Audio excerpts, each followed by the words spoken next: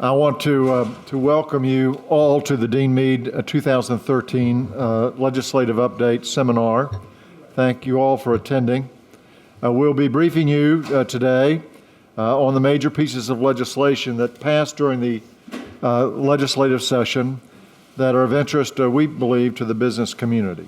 This is hopefully becoming an annual event. We did this first last year. The folks who attended in both Orlando and the other locations which we held the seminar gave us a very positive response, and so we looked to do it again each year. This is the first seminar for this year here in Orlando, so you guys are the guinea pigs. We'll be doing it again in Brevard County, in St. Lucie County, and probably also in Alachua County. Our panelists today it's an all reptilian panel. Everybody's a gator. I'm the only one that has a degree from any place but the University of Florida. So first I'll introduce Christine Weingart. Christine is in our tax and corporate department. She practices here in the Orlando office. Next is Jonathan Wallace. Jonathan is a real property attorney, also in the Orlando office. And lastly is Dennis Corrick. Dennis is in our Fort Pierce office and practices in real property and also does a good deal of work in agriculture, and for that reason he's going to talk about some of our agriculturally oriented projects today. The 2013 legislative session was a busy one. There was no major piece of legislation. Probably the most ubiquitous bill was signed yesterday, and that was the text messaging bill.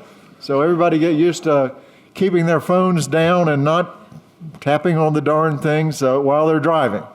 It'll be a secondary offense, which means they won't pull you over for it. At least the first version of this. Probably 2 years down the road, it'll be a primary offense. But they're going to ease us into out of our texting habit anyway. So get used for texting. But a lot of other stuff was passed. Stuff regarding insurance and campaign reform, and we'll talk about all those things in our session today. I note that this is going to be recorded. You'll be able to see a copy of this on our website, and we'll talk about that a little bit later. If you would, please hold your questions until the end to make this run a little bit more smoothly. We're going to talk about in different subject matters, and at the end we'll take questions and try to get them all answered. I'm going to start out talking about our first topic, which is growth management legislation. And the first bill we want to chat about is House Bill number 319, which was signed today by the governor into law. The last couple of years, most of the growth management legislation has really been cleanup work, for lack of a better term, from the 2000 Community Planning Act, which was a major piece of growth management legislation that returned a lot of stuff or control of a lot of growth management back to the local governments, or at least that was the theme of it. One of the things the 2011 Community Planning Act did was it made concurrency no longer mandatory. Local governments now can have concurrency, they cannot have concurrency. What House Bill 319 did, which says to those local governments that continue to have concurrency, if you have it, or you have it and you've changed it, all the old rules still apply. The pay and go provisions, the proportionate share provisions, all the old rules to the old concurrency regime are still applicable. They were still on the books.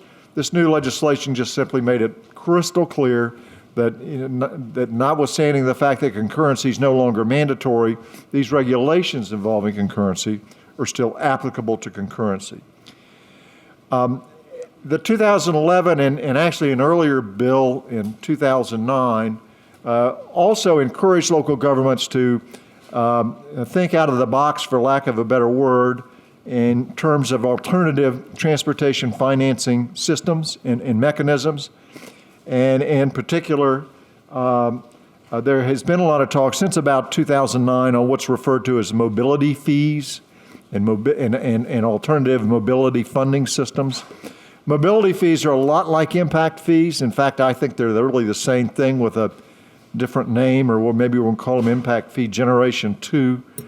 But the difference between mobility fees and impact fees, as we normally think of impact fees, is that mobility fees are sometimes calculated to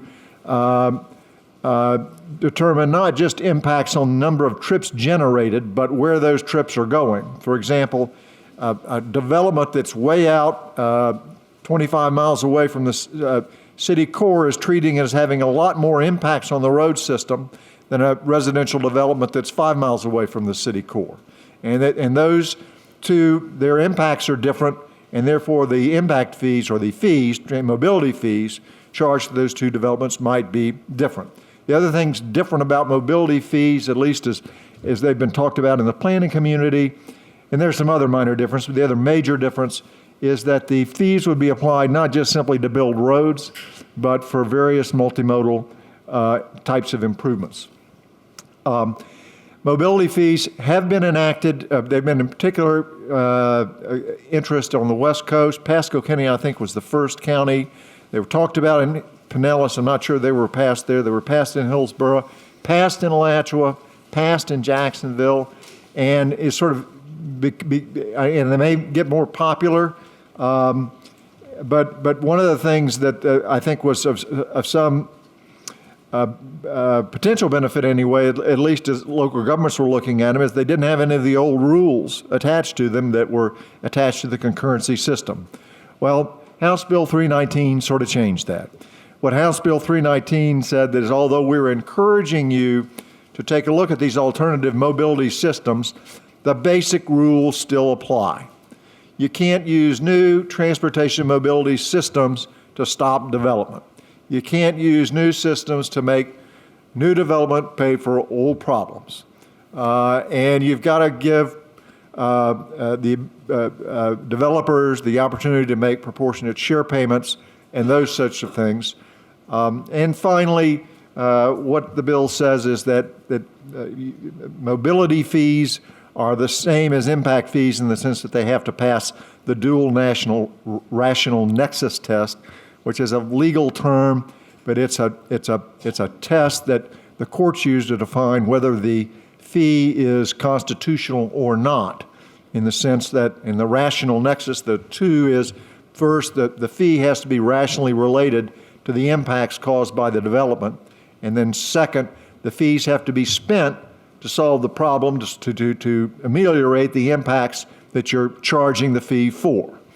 So essentially what 319 did is said, local governments, you don't have concurrency anymore, but if you do, all the old rules still apply. And if you're going to do a new system, whether you call it concurrency or one of these alternative systems, the basic rules still apply. Development can move forward as long as it pays for its impacts. So that was probably the major piece of growth management legislation passed. Another piece of legislation that relates back to the 2011 Community Planning Act was House Bill 537, dealing with citizen-initiated referendums. Many of you may remember the hometown democracy sort of movement that grew up several years ago, which attempted to basically put local planning and zoning decisions up to a vote. The 2011 Act basically voided that.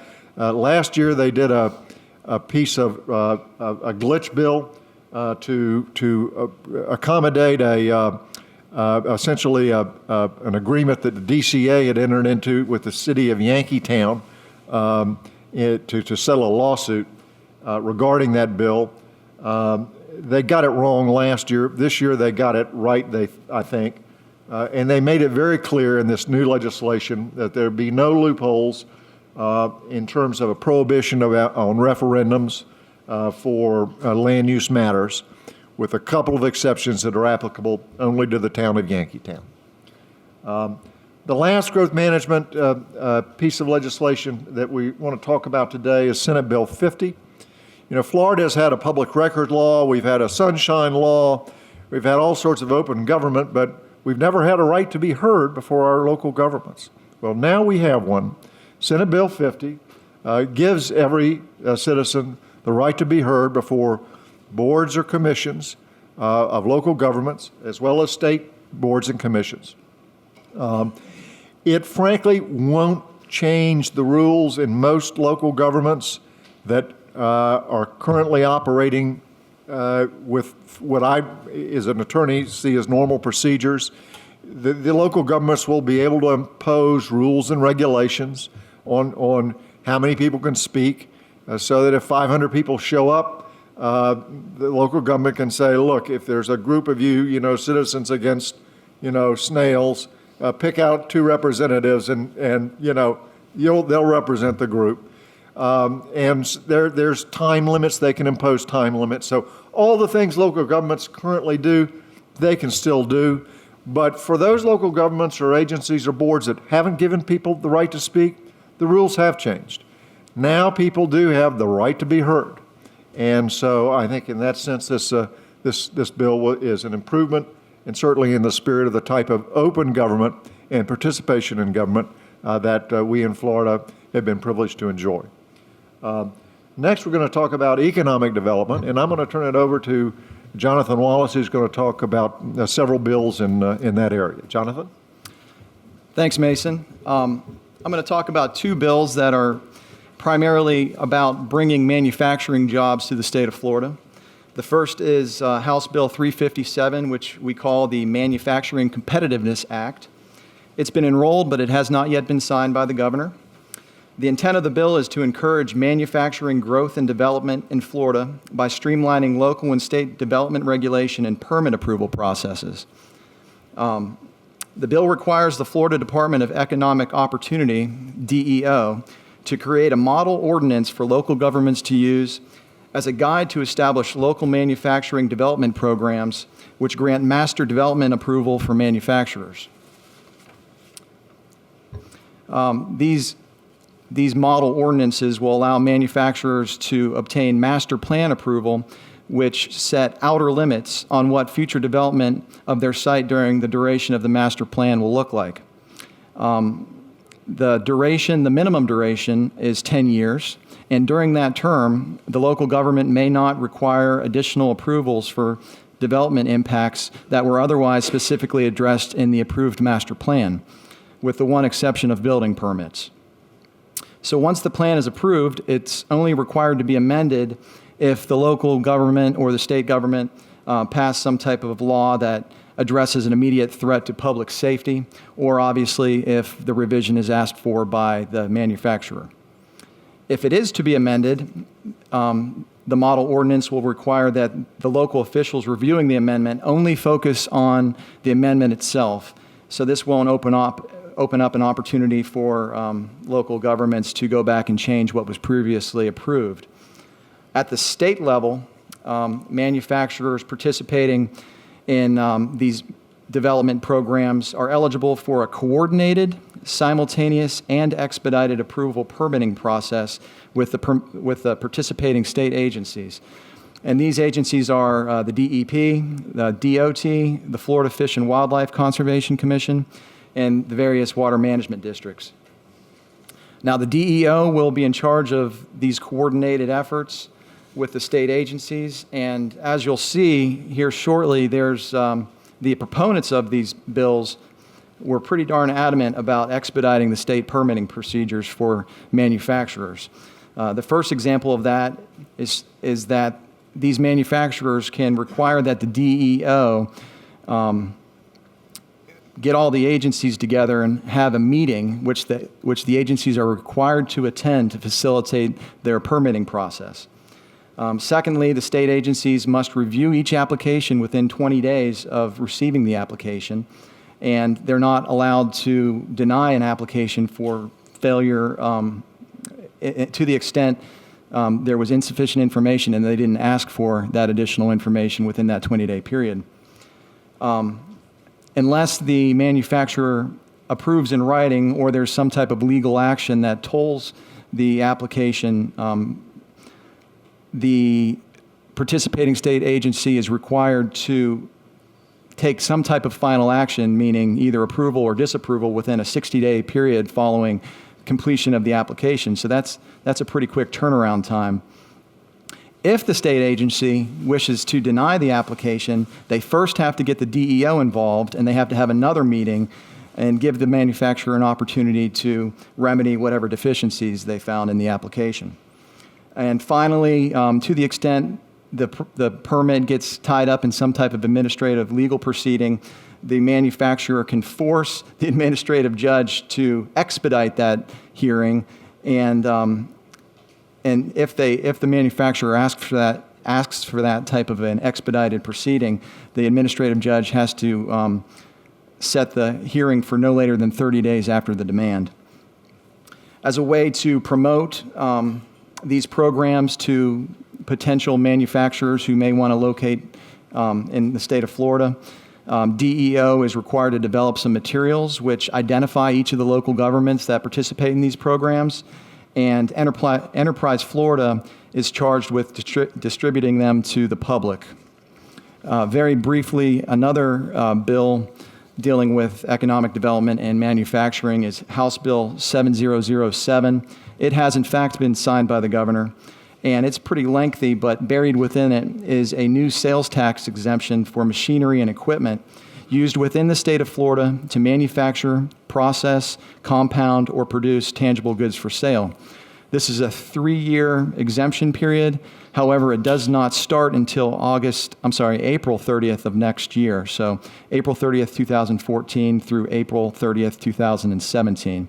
So if you have any large manufacturing equipment purchases, you may want to wait a year.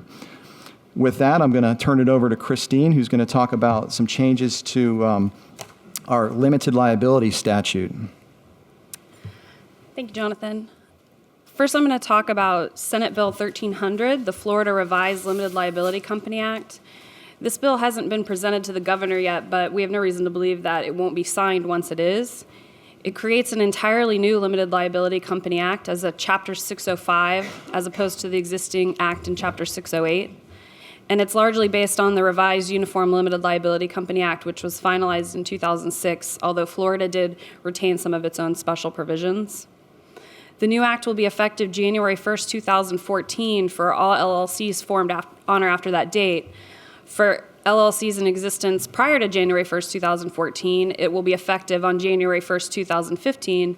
So you have about a year and a half to start planning for your limited liability companies that are already in existence. As of January 1st, 2015, Chapter 608 will be repealed. The bottom line and the most important takeaway with this new act is that if you have an existing LLC, you should have your legal counsel review your documents to ensure that all of the provisions that are allowed or required under the new act are addressed in your operating agreement. And if you don't have an operating agreement, we're strongly recommending that you get one, as the default provisions could be onerous. The new act really highlights the fact that the LLC is designed to be a creature of contract, and so the operating agreement is very important. It is an entirely new act, about 224 pages printed, so I'm just going to hit some of the highlights. First, the new act makes it clear that electronic signatures are accepted, so signing things via email or fax is going to be allowed.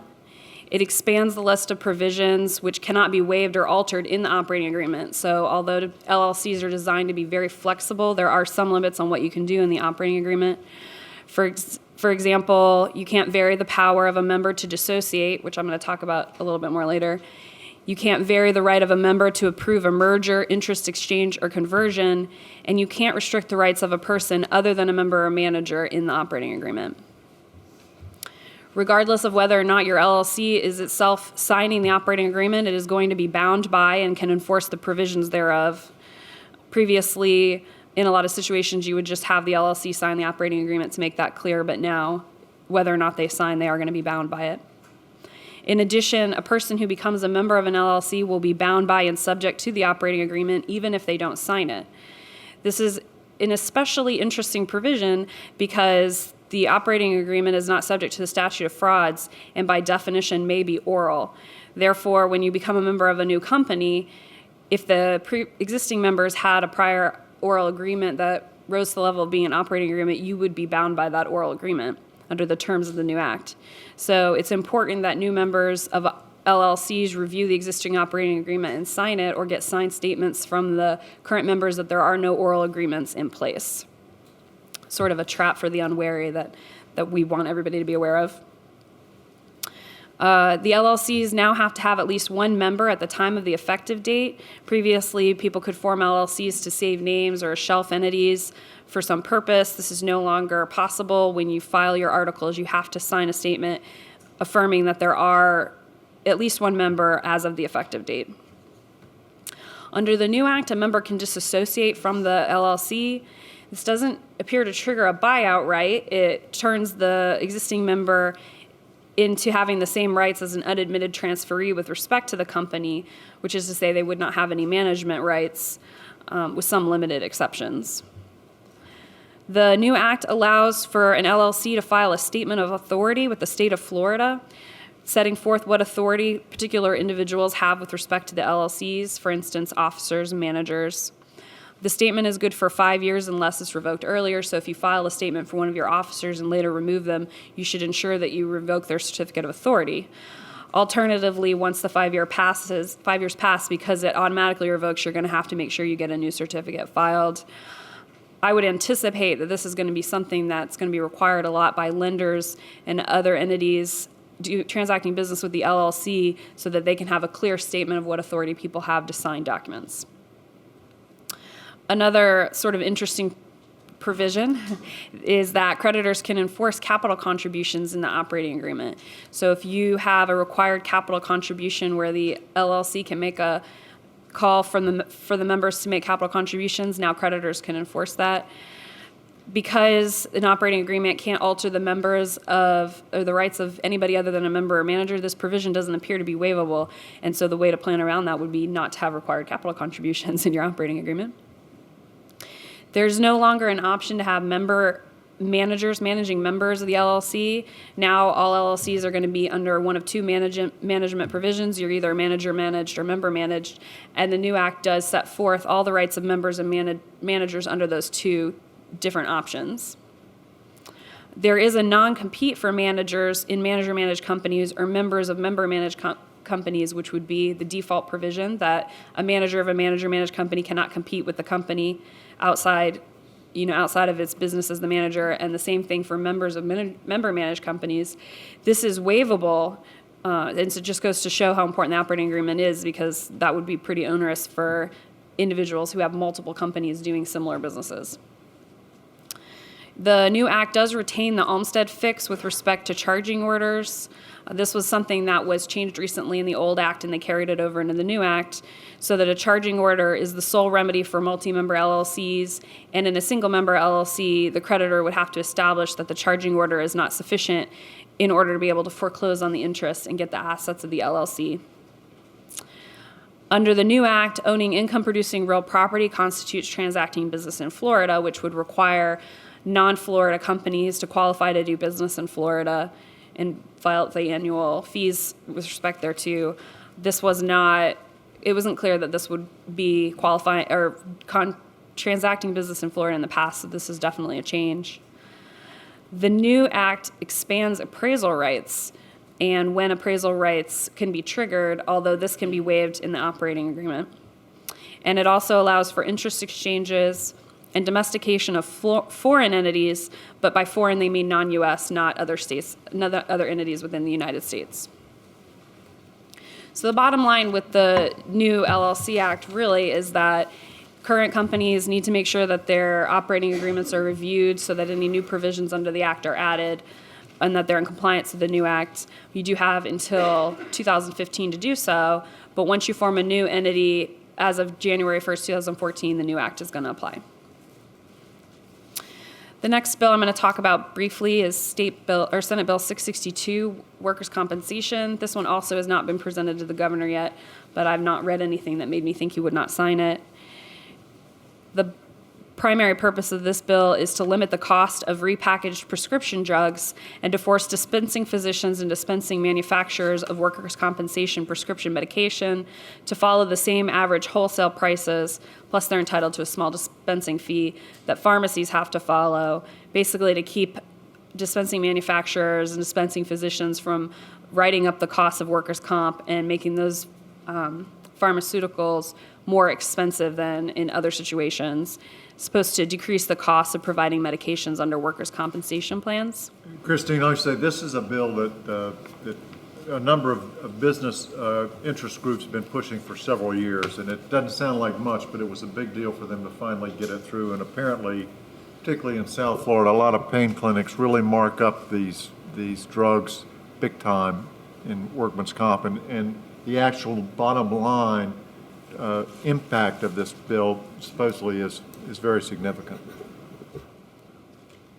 Save employers money. That's the bottom line. Finally, I'm going to talk about some changes to the property insurance statutes. The two bills, Senate Bill 1770 and Senate Bill 1850, go hand in hand. They're companion bills. Senate Bill 1770 makes changes to the Florida Hurricane Catastrophe Fund, Citizens Property Insurance Corporation, and public adjusters. Primarily going to talk about the citizens' property changes. It's really designed to reduce the risk to Citizens Property Insurance Corporation. First, it establishes a clearinghouse to determine the eligibility of new and renewal risks seeking coverage from citizens. Going forward, all applications will have to be submitted to this clearinghouse before citizens can bind or renew coverage. The clearinghouse would have an application process to facilitate private insurers to determine whether or not the private insurers would like to make an offer of coverage through the clearinghouse. And all applications for coverage must sit in the clearinghouse for 48 hours to give private insurers a chance to make an offer. Basically a last-ditch effort to try and get private insurance instead of citizens insurance. It also reduces the maximum citizens policy limit from $2 million to $1 million, and it'll reduce this amount by $100,000 a year for 3 years, so that the final limit will be $700,000, meaning that you won't be able to get coverage for more than $700,000 in the event that your home is worth more. It will allow an exemption in certain counties if the Office of Insurance Regulation is determined that there is not a reasonable degree of competition within those counties. The new act prohibits citizens from covering structures commencing construction after July 1st, 2014, seaward of the coastal construction control line, again, just trying to minimize the risk to citizens. And it also allows the governor to appoint a consumer representative to the Citizens Board of Governors in addition to the current two appointments, which gives the governor a majority of the appointments on the board. Let me just interrupt. This bill, by the way, was signed yesterday by the governor. Yes, it was just signed. And the stuff was across the board throughout the legislative session. There must have been 10 different citizens' bills floating around, a lot of activity. This is what they ended up with. Don't be surprised to see a lot more legislation each and every year for the next few years with regard to citizens. And just very quickly on Senate Bill 1850, the companion bill to 1770, it exempts from the public record requirements proprietary business information which is owned or controlled by an insurer who participates in the clearinghouse to sort of incentivize private insurers to go ahead and participate in this process. And I'm going to hand you off to Dennis now. He's going to talk about water. I'm the water boy. I'm going to focus a little more than you would probably prefer on this first one, but I promise I'm going to make it up with speed on the ones that come below. The Senate Bill 1808, the numeric nutrient criteria bill, does require a little bit of background. The status of this one is that it has been presented to and signed by the governor, so it is law. But the numeric nutrient criteria issue goes back to the 1972 Clean Water Act, which was signed by Richard Nixon, and that grants the federal government jurisdiction over water quality in the 50 states. And it provides that if the EPA, the governing agency, makes a determination that the water quality in a state is not meeting the standards of the Clean Water Act, then it can impose standards and enforce them in the state. Well, that wasn't done for quite a long time, and in 1998, the EPA, along with the USDA, presented a report that said that 40% of the water in the United States didn't meet Clean Water Act standards, and called for all states to implement numeric criteria for measuring water quality. Now, you have to understand that numeric criteria is as opposed to narrative criteria, which is what Florida has had all along. Narrative criteria says that you look at a water body and you determine if it appears to be able to support wildlife, flora and fauna, and so on. And if it does, then it can be said to meet the standard. A numeric criteria is a laboratory criteria. You take the water to a laboratory, you test for nitrogen, phosphorus, and chemicals. But here we're talking about nutrients. And if it exceeds those criteria, then the water body fails. And obviously that's a bright line test. Pretty much everybody that's involved in water discharges has been resisting the idea of a bright line test. Well, after the 1998 EPA study, Florida in 2002 started on the process of establishing numeric nutrient criteria. If you know Florida at all, you understand that, the panhandle of Florida and Miami Shores and Fort Lauderdale and Naples and Highlands County in the center part of the state, they're very different, and the water bodies in those areas are extremely different. The Peace River flows through phosphate deposits. The St. Johns River flows north through rotting vegetation and so on. They're all extremely different, so there is no one size fits all. Florida took a long time doing some good science and probably dragging its feet because of political pressure. And as of 2008, had not established any numeric nutrient criteria. In 2008, Earth Justice, which is the legal defense arm of the Sierra Club, sued EPA, not the state of Florida, it's an important note, sued the EPA over Enforcement of Clean Water Act in Florida, saying that the 1998 report had been a determination that Florida's water standards were insufficient and that EPA had to set its own criteria. Well, EPA resisted that for about a year, and in January of 2009, pretty much out of the blue, the EPA administrator sent a letter to the state of Florida. That's a determination letter determining that Florida, in fact, was not complying with the Clean Water Act, and that the EPA would, in short order, be establishing numeric nutrient criteria for the state of Florida. Obviously, there was a big blowback to that, and a lot of resistance. And later that year, the EPA did establish some criteria. And when the specific criteria were published, the blowback was even greater. They really had sort of broad-brushed Florida, and some of the criteria that made sense in one area, Central Florida, may make no sense at all in what they call the Bone Valley, where the Peace River flows through phosphate deposits and so on. So there were public hearings and so forth, some struggling back and forth between the Florida Department of Environmental Protection and the Environmental Protection Agency. And they did reach a settlement and that would have Florida developing and enforcing its own numeric rules. And the Florida legislature got involved. The Florida legislature, if you go back a number of years, the Florida legislature, in a battle against rulemaking, had imposed a requirement that certain rules have to be blessed by the Florida legislature, and this fell into that category. So the DEP couldn't settle on its own with EPA.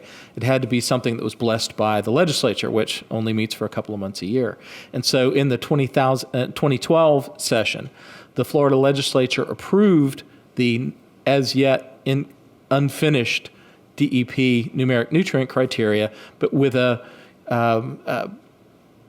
all or nothing provision that prevented EPA from imposing any standards beyond what the DEP had imposed.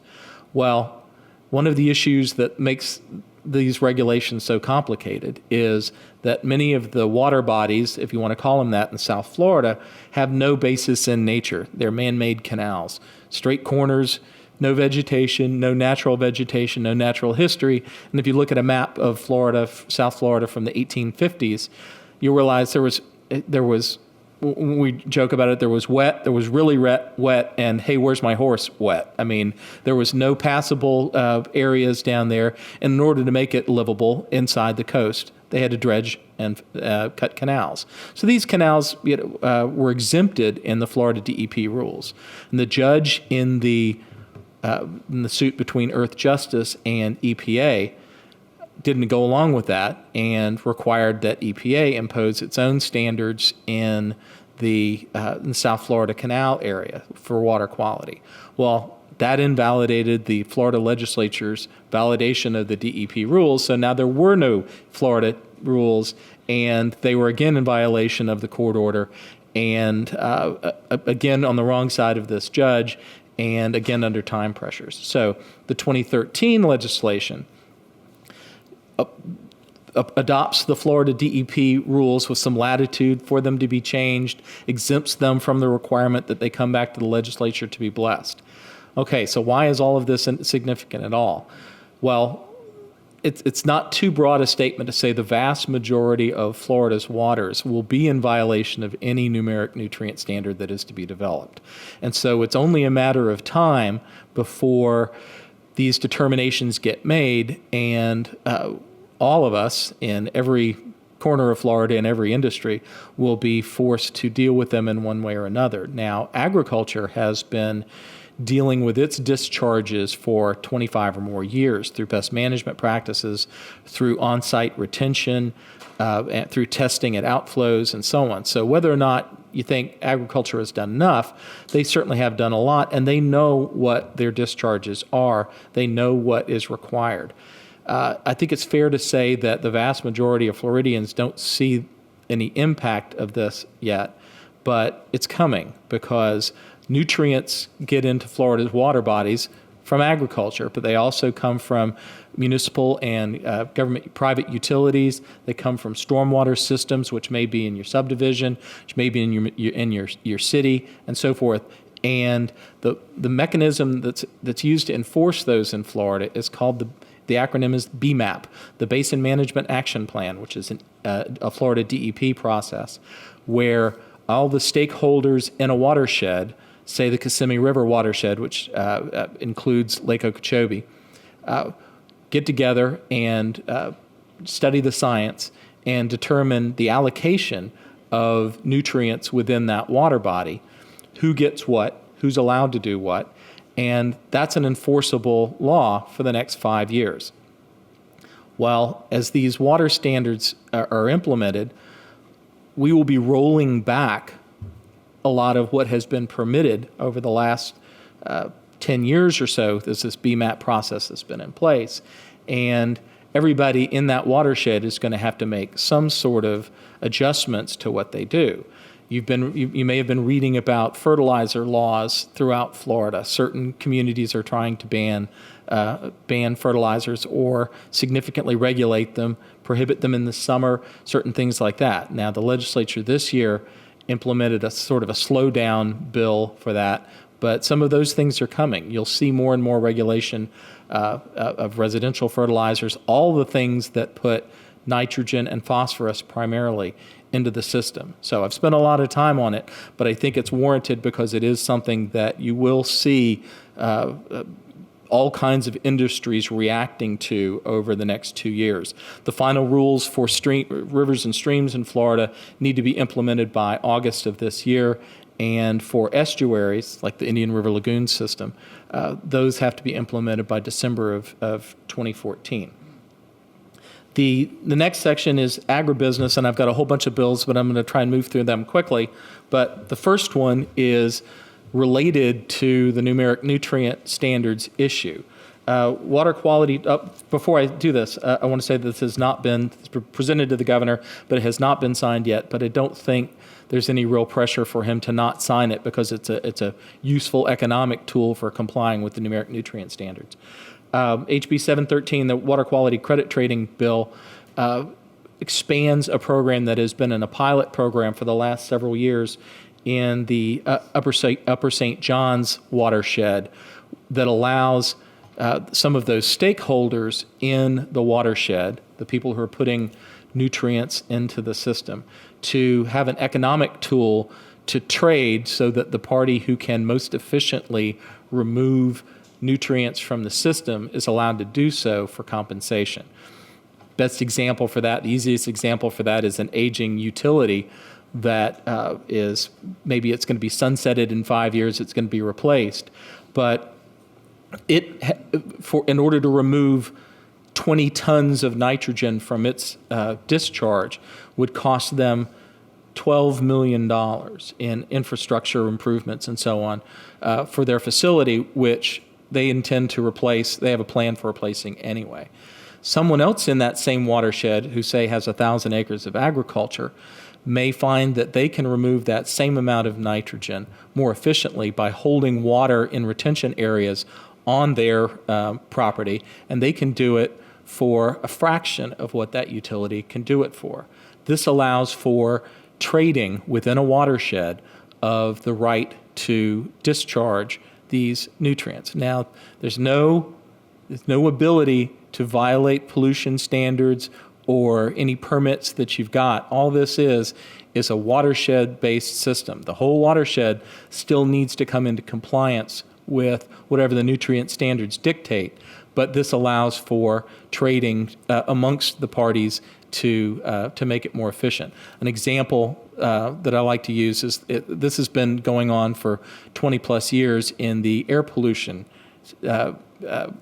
arena, where people who had smokestacks, rather than completely refurbish a factory, would pay others who could more efficiently clean up their emissions well beyond the minimum standards, paying them through a credit swap sort of mechanism. This is another thing that I think you'll be seeing more and more of, because this will be something that some of those utilities may be paying agriculture to clean up some of their discharges.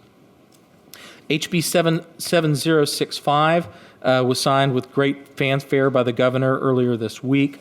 This is a compromise, and I think a meaningful compromise, between the growers in the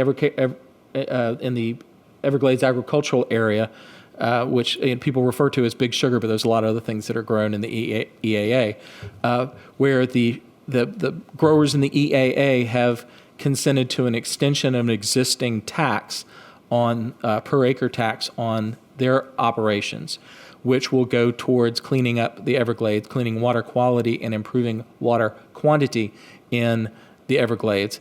And the state is making a commitment as well. Total budgeted is about $880 million over the next 10 years towards improving water that goes into the Everglades and improving the amount of water, which they refer to as being allocated to the environment, so that less water will be put out to sea, more water will be held, and more water will be sent through the Everglades, which is like a kidney for Florida Bay. And so it's an attempt to take some big steps forward in improvement of the quality in the Everglades. SB 948 deals with agricultural water supply. Right now, there is a forecast that's done by the water management districts that talks about water supply and water demand over 10-year cycles. And this requires that the Florida Department of Agriculture and Consumer Services be at the table for those discussions, directs FDACs to create the data, and directs the water management districts to consider and apply that data in their own considerations, and or explain why they haven't. What this addresses is some issues in the past where there's been disproportionate weight given to development and human consumption versus agriculture and the environment, and this attempts to force a little more balance into that equation.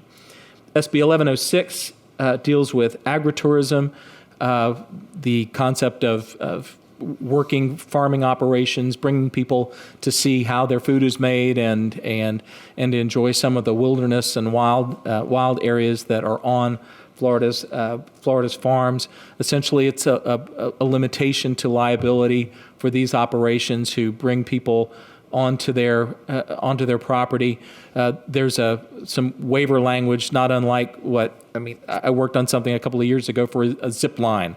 Now the agritourism has something like what a zip line can have, which is an enforceable waiver that protects them from lawsuits for people injured in inherently dangerous activities like walking in farm fields. HB 4001 is a repeal of the renewable fuel standards. This is a pretty high-profile thing. It has not been signed by the governor yet. There is pressure on him to veto it. I can't really predict how it's going to come out, but on its face, it looks like Florida would be repealing the requirement that 10% of road fuels be blended or consist of ethanol. In reality, it doesn't do that because that's a federal standard. What this bill really does is eliminate a lot of the subsidies and incentives for ethanol producers to produce ethanol in Florida. And that's where the pressure is coming from. Some of the ethanol producers who have moved to Florida or looking to expand in Florida, their incentives would go away from this, and it's both difficult for those businesses and disincentivizes a move to Florida by new businesses in that category.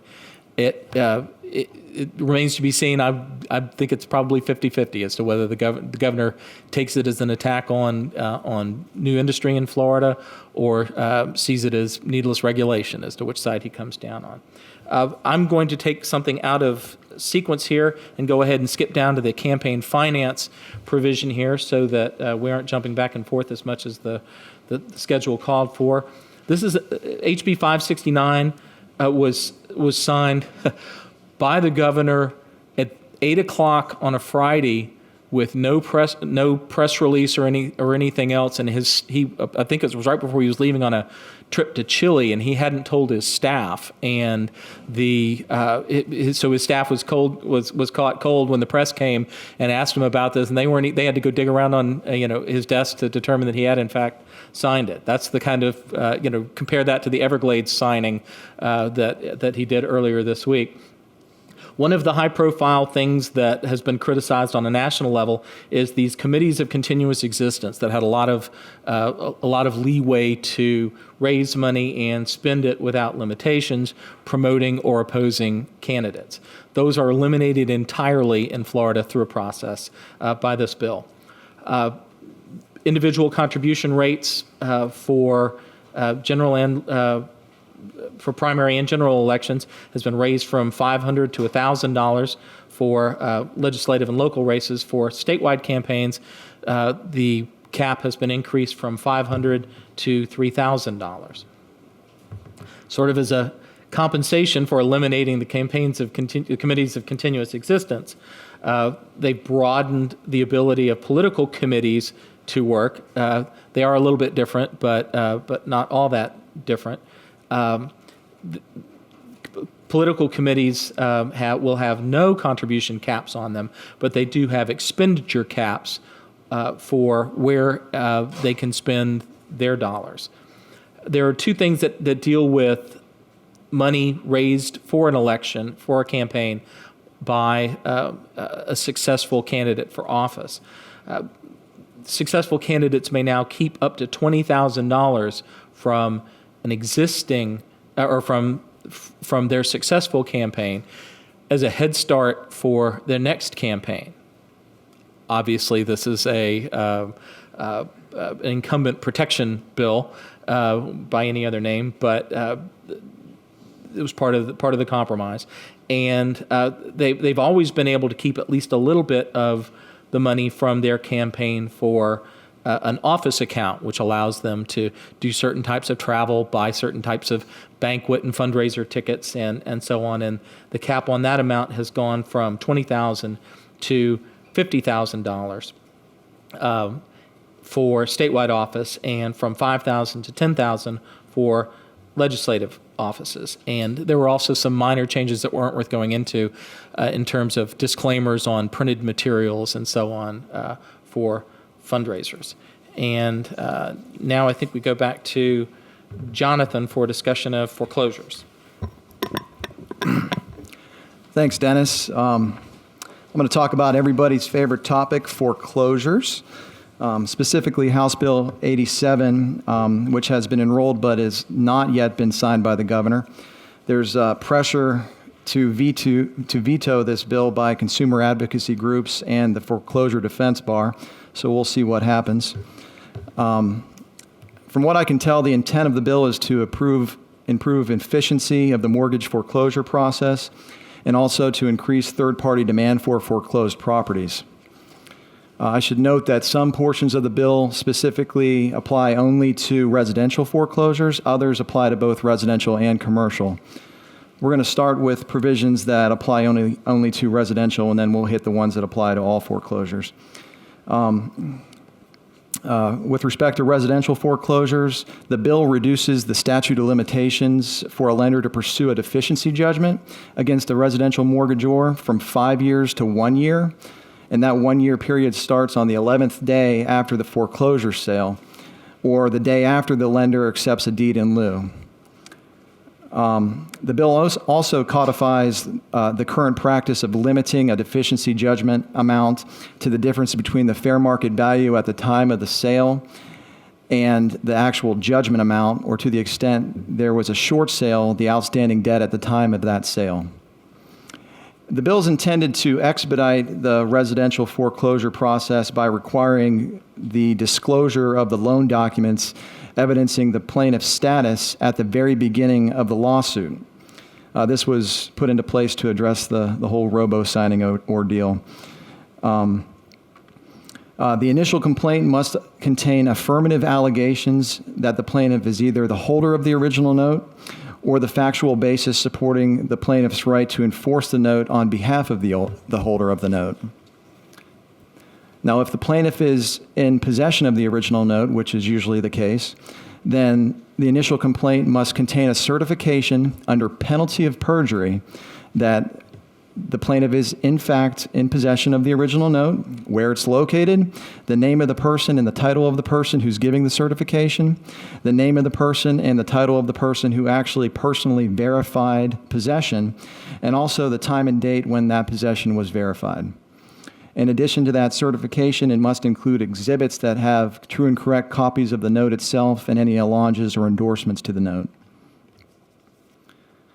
In the event that the plaintiff can't come up with the original note, or it's been lost, destroyed, etc., then the initial complaint must have an affidavit somewhat similar to that certification we just talked about, also executed under penalty of perjury, which details a clear chain of title and all endorsements or assignments to the note, which set forth facts showing that the plaintiff is in fact entitled to enforce the lost or destroyed note.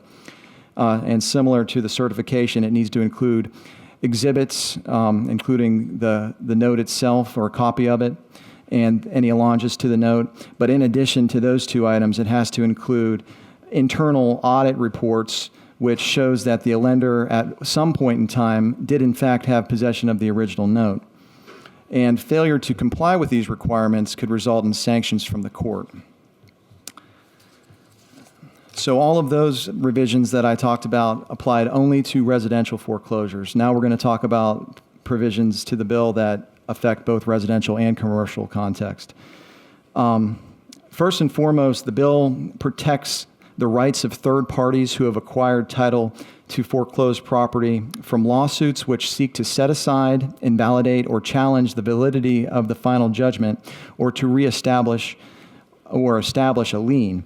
Under this bill, as long as the purchaser was not affiliated with the foreclosing lender or the previous owner, then that party seeking to who would have otherwise in the past would have tried to invalidate that foreclosure sale and get the property back. Now they only have the right to obtain money damages from the party who wrongfully foreclosed. But they may not disturb title. So this protects the innocent purchaser and provides security in their title. The bill revises the existing expedited foreclosure provisions of Florida Statute Section 702.10, by which a court can require defendants to a foreclosure action to show cause why a foreclosure judgment should not be entered. In the past, only the foreclosing mortgagee was able to bring these types of expedited actions. Now, any lien holder, whether that be a second position mortgage holder or a condo association or an owners association, they too can request this type of an expedited process in the event that they're just sick of being tied up in that foreclosure. They can force this expedited process as well. To the extent this order is granted, the defendants are now required to raise a genuine issue of material fact that would preclude the entry of a summary judgment or otherwise constitute a valid defense to a foreclosure. They could do so either in a written answer or at the hearing itself, but the statute is revised so that to the extent those types of defenses have not been raised, the court is required to file a order for summary judgment without any further hearing. So that's a pretty significant change. Also, this isn't specifically addressed in the bill, but I think it's worth mentioning. The Florida Supreme Court recently revised Rule 1.490 of the Florida Rules of Civil Procedure to authorize the use of magistrates selected by the chief judge of the county where the property is located to preside over residential foreclosure sales. This is obviously going to relieve the burden on the courts with respect to all these foreclosures. To the extent a party wishes to have their case heard in front of a judge and not a magistrate, they do have the ability to object, but they have to do so within 10 days following receipt of notice that they intend to transfer this particular case to a magistrate. Dennis has already hit on the campaign finance provision, so we're going to skip that and finish up with House Bill 655, which deals with employee benefits. I believe it's been enrolled, but it has still not been signed by the governor.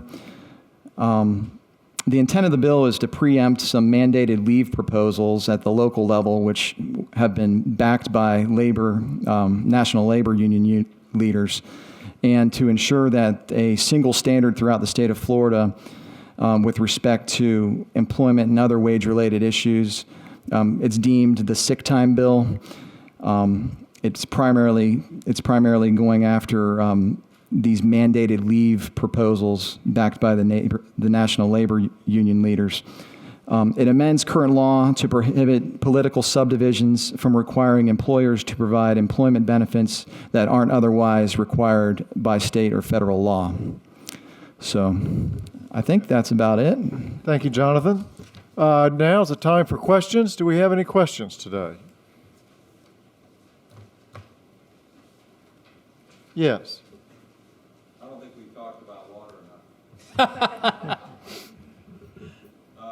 Dennis, could you tell us a little bit about how this implementation of these new numeric nutrient rules will roll out in terms of how DEP is going to select this basic management action plan process?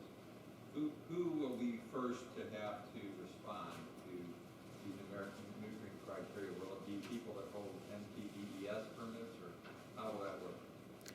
Well, there'll be two different processes. I mean, the first step is really going to be how the measurements are done, when the measurements are done, and so on. So there's really some ramp up time in just the testing portion of it.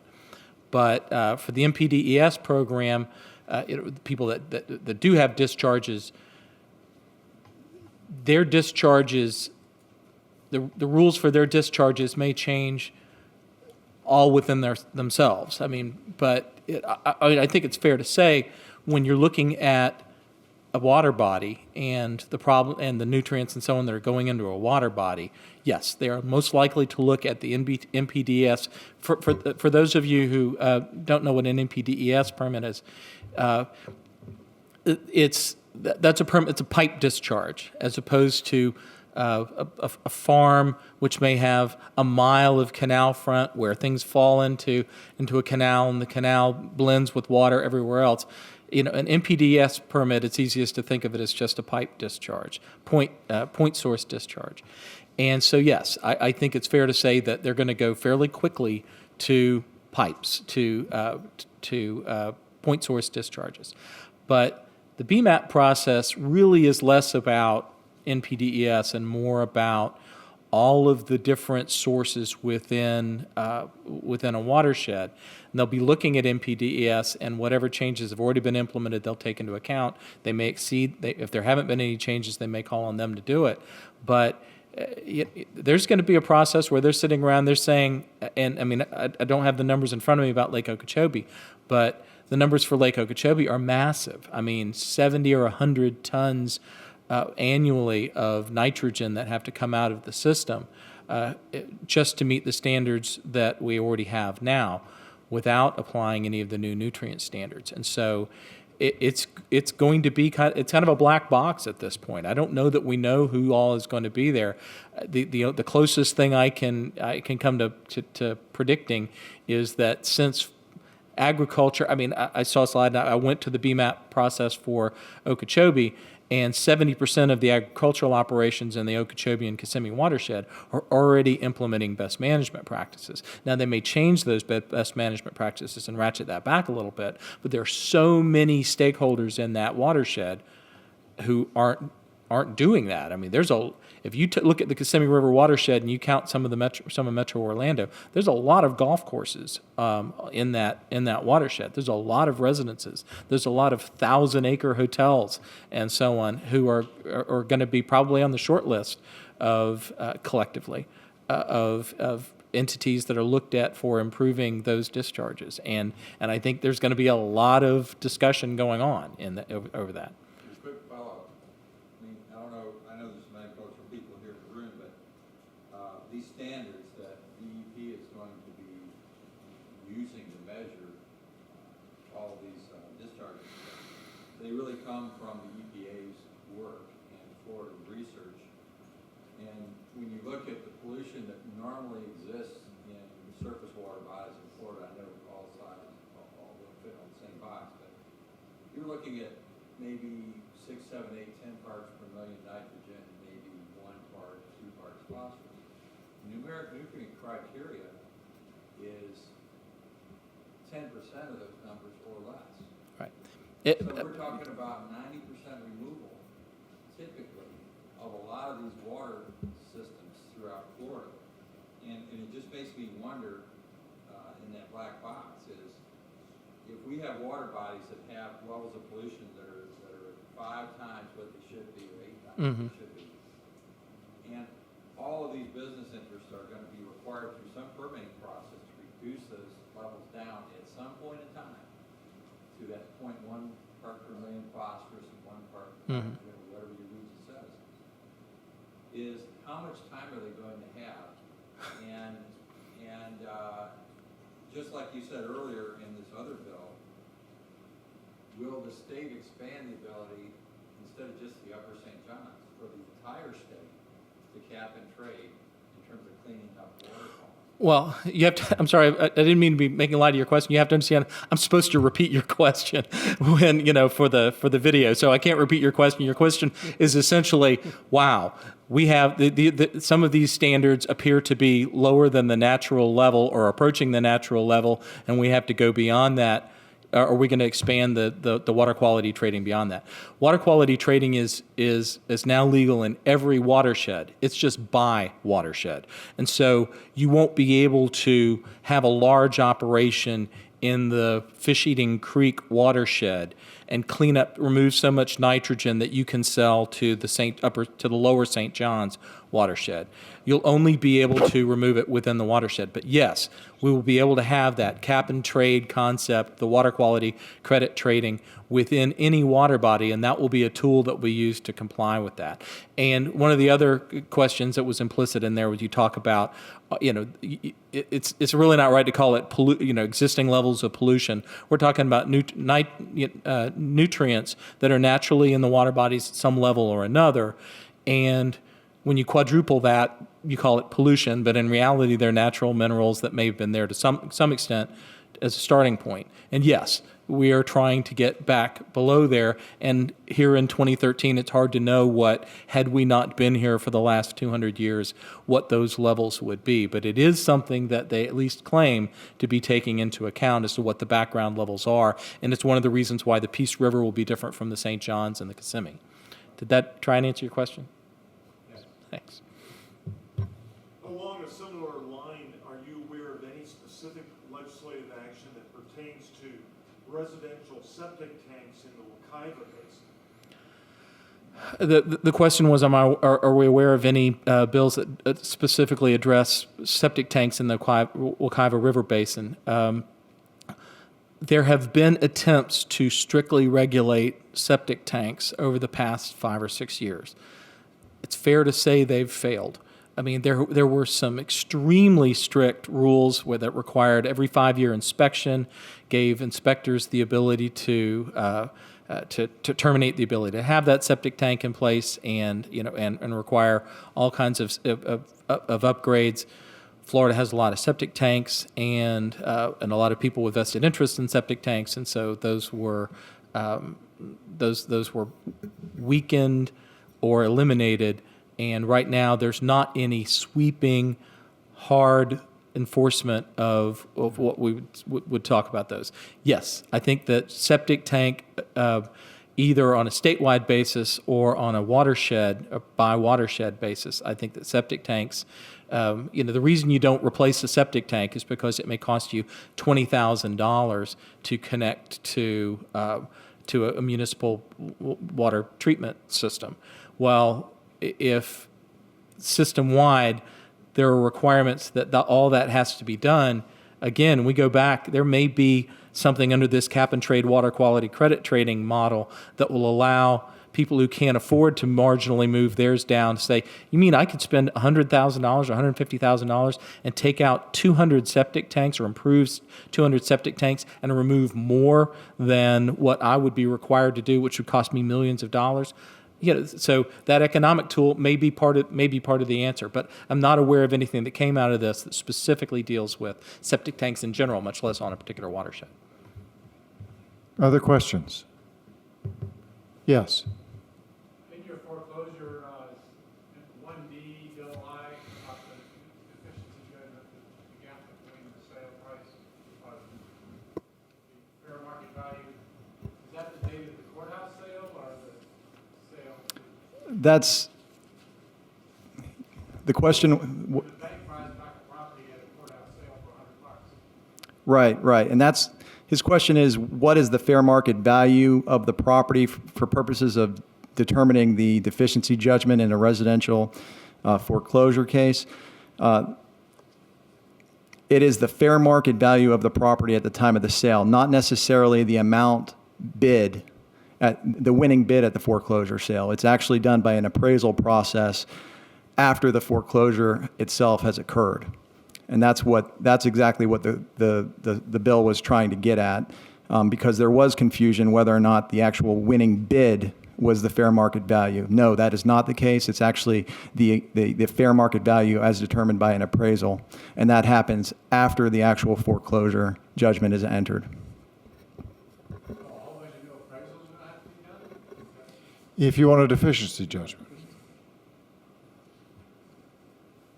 Any other questions? Yes, sir.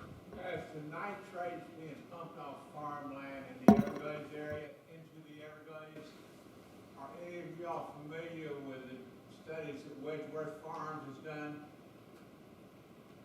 And this goes back 10 and 12 years and consistent. I can't tell you who did the work for them, but it was state, I'm sure, and very authoritative, that the nitrate levels coming off the farms were lower than what the natural nitrate levels were in the Everglades themselves? The question is, are we familiar with the Wedgeworth Farm studies that note that at least in that study that the water flowing off of the farms being studied was lower in nutrients than the water coming onto Not nutrients, but nitrates, lower in nitrates than the water flowing onto the property, or even than the natural background level had been for for the Everglades. I've read a few things. I'm not sure if it's that study that I'm familiar with, but I know that a lot of the growers in the Everglades agricultural area are adamant that the criticisms that they get from the Sierra Club and others talk about the nutrient levels in their discharges, but they refuse to look at the water flowing onto their property, measure those, and compare the two. And the growers, all growers, use some sort of supplements to improve their soil. They add something to the system, but in the end, I think we have to study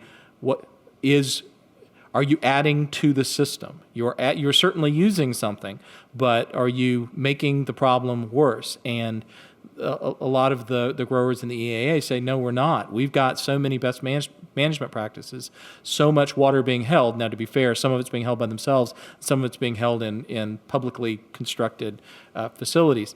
But a lot of them are maintaining that the water is better that flows off of their property than it is that it flows up to the north, when it flows onto the property. And some of that, we're here in the Metro Orlando area, some of that originates up in the Kissimmee River, flows off through Lake Okeechobee, comes down, and it's measured at the south end of a sugar plantation. And they say, well, there are nutrients in this water that don't belong here. But if you measure all the way up, the answer is not as clear as it might sound from the way I'm saying it. But it's a lot more complicated than that, and agriculture, I think it's fair to say, is doing a lot already. And some of those situations, they are discharging water that is cleaner than what is coming onto their property. Yes, ma'am. Just to expand on what you just said, what if the additions to the water happen out of state? I mean, you're talking Florida standards, right? So if Florida's the receiving and Florida's downstream, how does that work if it's a statewide measurement? Well, the question is, what happens when when some of those nutrients, pollutants, whatever, originate out of state? There aren't many water bodies in Florida that applies to. They're mostly up in the Panhandle, and I don't know the answer. I don't know that it's been thought through. We have an in-state process. Georgia does not have the water management district concept, does not have a lot of the water quality concepts. They are way behind us in a lot of those areas. And so I don't know, but the vast majority of the problems are completely ours and are inside a watershed. And the question is really going to be, and I guess it's ultimately the same question. If you look at Everglades, Lake Okeechobee, and the Kissimmee River all the way up to to Metro Orlando, where do you draw a line? So can the people south of the Everglades say, well, this is from the Gaylord Palms. This isn't from me. But yeah, you keep measuring it all the way up. And I live on the Indian River Lagoon system. And, you have something there where you have a linear stretch where you measure stuff. Everybody's dumping in at the same, along the line. It's hard to tell where things come from. But when something flows from north to south, it's a little easier to do that. And I think as one of the first BMAPs that's going forward as post numeric nutrient standards issue is the Kissimmee and Okeechobee Basin. And I think you're going to get a lot of clarity out of that because exactly, you can measure here and you move 100 feet upriver and you measure there and you can tell where things spike and flow and so on. And it'll be a little easier to tell who's putting what out into the systems. Okay, well, thank you all very much. You'll see an orange piece of paper on the desk. If you'll take just a minute, and that's an evaluation sheet that will give us some information that will allow us to hopefully improve our presentation the next time you see it. We would appreciate that. Dennis, you want to tell everybody how they can access some of these materials on our website? Certainly. In last year when we did this, we killed a lot of trees to make this presentation, and we tried to move forward this year and not kill quite so many and use some electrons instead. And so we've posted on our website a summary of a list of the bills we talked about today with a hot link for the bill itself, the actual language of the bill, and a link to the final legislative staff analysis for that bill that tries to summarize what the status quo was and what the impacts of that bill are. And if you go to our website, deanmead.com, the link is news, events, and blogs. If you click on that, which is on a banner up at the top, the first thing on the list of your options is the 2013 legislative update, and that has all the bills and the analysis. And if you have not gotten enough of us so far, in the next couple of days, there'll be a video posted, and you can gather around with your families and watch us do this again. Teach them about vetoing and all that kind of stuff. But thank you so much for coming. We've really enjoyed it, and please do fill out the feedback forms. Thank you all.